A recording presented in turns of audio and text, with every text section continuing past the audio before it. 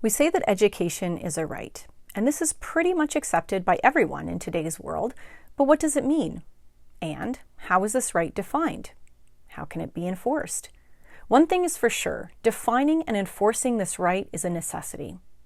Without providing the coming generations with an education proportionate with the level required by societies and the world today, how can we possibly bring into being the kind of future that we want?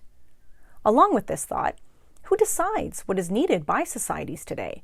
Who decides the content and funding of education? What forms of social, political, and other culture are the youth infused with through the education system?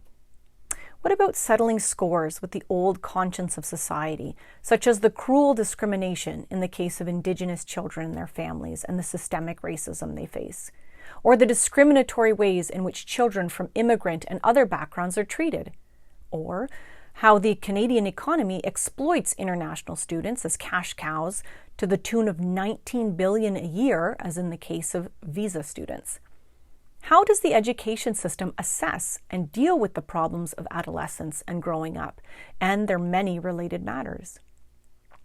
Do these issues and how they are dealt with by governments at all levels support the educators, schools, communities, and most importantly, the youth?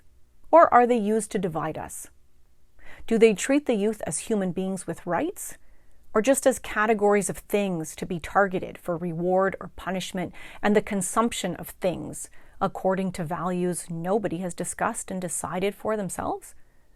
It's important to think about what teachers and education workers are doing about this and how we can strengthen our interventions.